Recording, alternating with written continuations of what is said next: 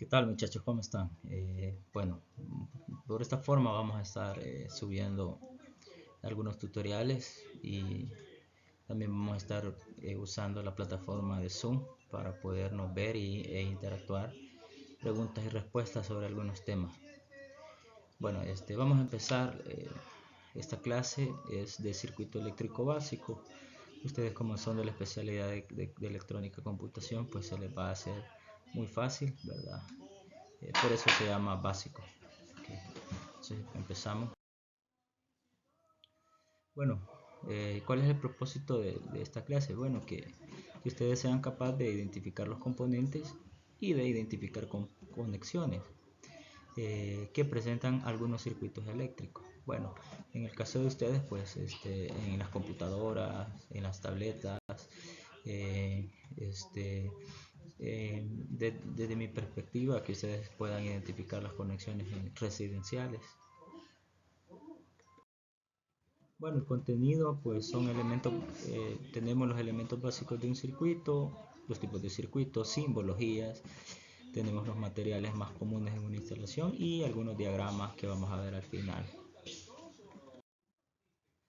Bueno, recordemos lo que es electricidad, Bueno, acuérdate que lo que yo te decía era de que la electricidad es una rama de la física que estudia pues el flujo de electrones y la estática de los electrones en un conductor, en un conductor. Bueno, corriente eléctrica es, ¿verdad?, el flujo de electrones a través de un conductor. Bueno, tenemos acá los tipos de corriente. Vamos a tener dos tipos de corriente: corriente continua y corriente alterna. Vamos a contar un poco de historia. Bueno, si bien es cierto, la electricidad no es un fenómeno, es un fenómeno que no lo inventamos los seres humanos, sino que al contrario, eso ya estaba presente, viene desde los confines del universo. Eh, Tomás Alva Edison, hizo muchas patentes, la descubrió, ¿verdad? Y hizo algunas patentes con ellas, pero no podía ponerla a prueba porque no tenía un aparato eléctrico para demostrarla. Y entonces desarrolló una patente que conocemos como el bombillo. Hizo más de 1000 pruebas hasta que funcionó. Aquí tenemos un diagrama de, de corriente directa y pues la característica de esta es de que esta siempre circula en una misma dirección. Entonces vamos a tener positivo y negativo. Muy bien, estas pruebas él las desarrolló en Manhattan, en Nueva York, Estados Unidos, ya que era una ciudad en aquella época con mucho, ¿verdad?, con mucho potencial, ¿verdad?, y con mucho capital también de desarrollo. Era el mejor lugar para implementar su patente. El problema de esta era de que no satisfacía mucha área. Años más tarde, él tuvo un alumno. Tenemos la corriente alterna, ¿verdad?, desarrollada por Nicolás Tesla. Nicolás Tesla fue un alumno de Tomás Alva Edison, quienes trabajaban para la General Electric. Ambos eran genios en el ámbito de la electricidad, pero Tesla era un físico muy inquieto, era un científico muy inquieto, el cual presentaba muchos proyectos. A él le gustaba mucho lo que hacía y presentaba muchas patentes. Una de esas patentes era la corriente alterna inalámbrica. Claro, como este tipo de corriente, ¿verdad?, no necesitaba más que una torre como la que tenemos acá, ¿sí?, ¿verdad?, un embobinado gigantesco. Y las ideas de Tesla eran que las personas de Nueva York pudieran tener energía eléctrica más eficiente y a menos costo o sin costo, pero como no era rentable, General Electric se deshizo de él. Y bueno, empezó, ¿verdad?, la competencia por el monopolio de la corriente eléctrica. Luego se fue a Westinghouse Electric, que era la competencia de General Electric, y así comenzó, ¿verdad?, una guerra por el monopolio de la electricidad en Estados Unidos. Tesla patentó bobinas, transformadores, motores eléctricos, que años más tarde pues fueron potencializados por Michael Faraday. Tenemos los elementos básicos de un circuito. Por ejemplo, vamos a tener los conductores de la corriente eléctrica. Bueno, tú sabes de que existen excelentes conductores como la plata, ¿verdad?, el cobre y el oro. Yo los he clasificado así, en algunos libros sale diferente o en internet sale diferente por la capacidad de conductancia que tiene cada uno de ellos, siendo en este caso la plata, ¿verdad?, con mayor coeficiente de conductividad, ¿verdad? En segundo lugar el cobre y en tercer lugar el oro, ¿verdad? Pero ambos son excelentes conductores. Luego vamos a tener los semiconductores, ¿verdad?, como el germanio, el silicio, el aluminio. En algunas tablas el aluminio lo ponen como excelente conductor, pero desde un punto teórico, desde un punto práctico, ¿verdad?, lo vemos de que él es un buen conductor, ¿verdad?, un semiconductor. El hierro también es un semiconductor, aunque este hierro no es muy utilizado en los circuitos, en las tabletas de los circuitos o en las placas de los circuitos, porque se oxida muy rápido y eso hace deficiente, ¿verdad?, el funcionamiento de un circuito eléctrico. Muy bien, tenemos los malos conductores. Por ejemplo, el agua, ¿verdad? El agua mineral no es un conductor al 100%, pero conduce. La madera mojada es un mal conductor, conduce. Los seres humanos, ¿verdad?, conducimos, pero no a un 100%, por eso seríamos un mal conductor, pero conducimos. También, o sea, el ser humano es conductor. Vamos a tener luego los no conductores. A esos no conductores se les llaman aislantes, ¿verdad? El plástico, la goma, la madera seca, ¿verdad? El agua pura no conduce, ¿verdad? El agua destilada que le conocemos no conduce, porque no tiene iones, no tiene minerales, no tiene iones para conducir. Bueno, y vamos a tener las fuentes o generadores de corriente eléctrica. Bueno, vamos a tener que en las fuentes vamos a tener baterías, pilas, generadores de corriente, dínamos, vamos a tener fuentes, paneles solares. Muy bien, luego los interruptores, los conocemos como switch, pero su nombre correcto es interruptor. Tenemos los receptores van a ser todos los elementos que tenga que compongan un circuito eléctrico. ¿Pero qué es un circuito eléctrico? Es el recorrido de la electricidad a través de un conductor o de conductores, desde la fuente de energía hasta el lugar de su consumo. Estos son los receptores. Y bueno, aquí las partes de un circuito. Bueno, vamos a... enchufe no es correcto decirle. Tampoco es correcto decirle switch al interruptor.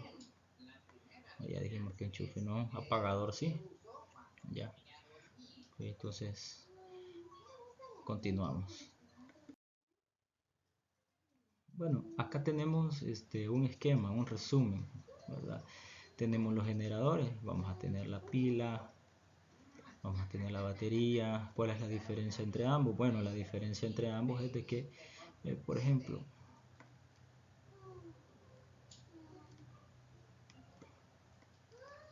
es una pila, digamos.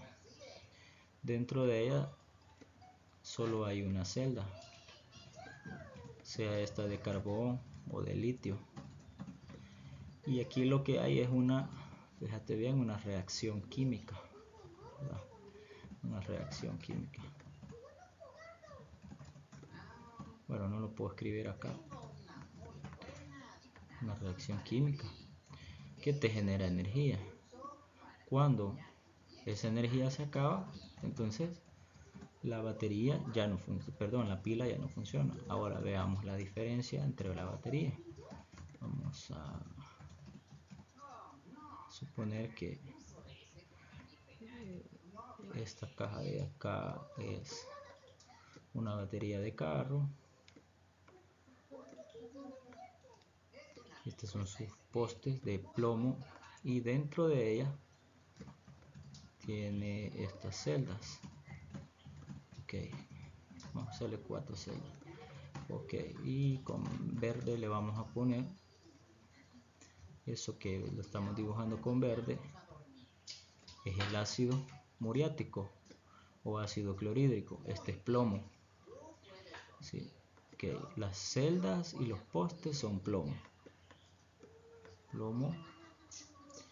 y ácido clorhídrico, HCl, o ácido muriático.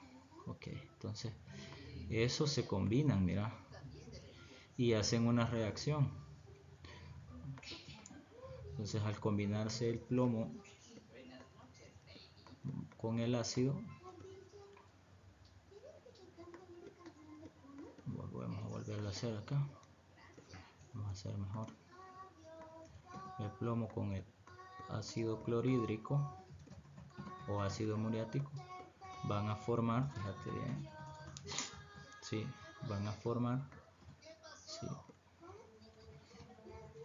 van a formar, sí, cargas eléctricas. ¿Dónde? ¿Cómo así? Bueno, vamos a tener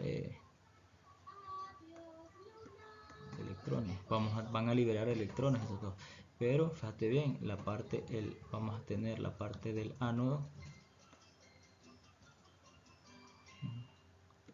y la parte del cátodo.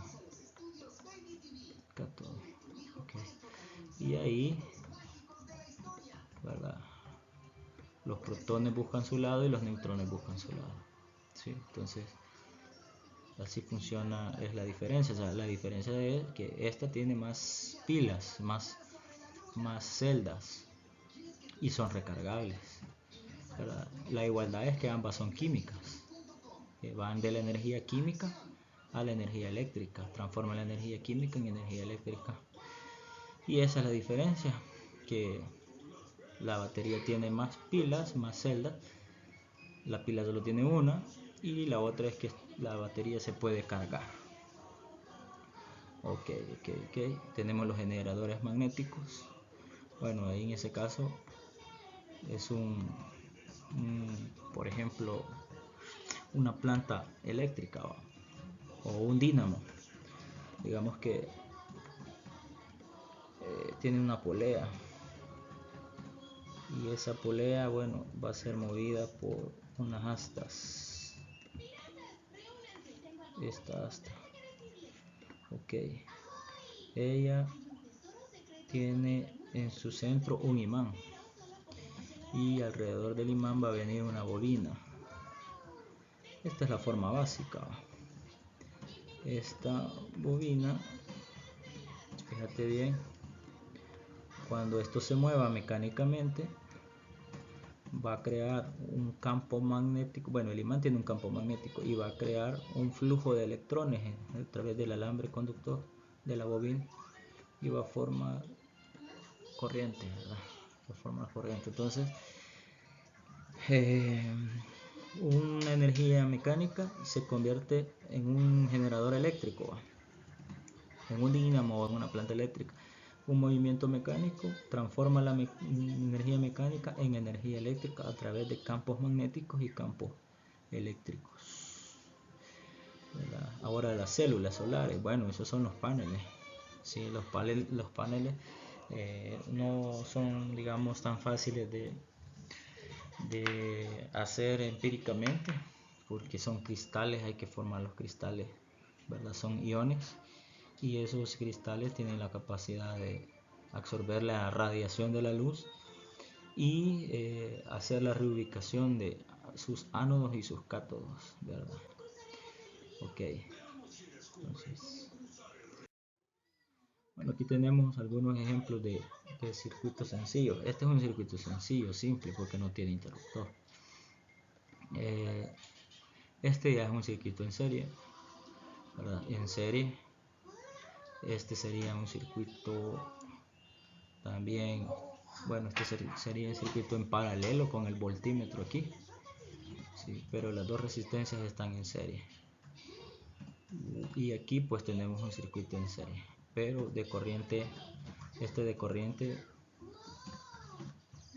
alterna y este de corriente directa.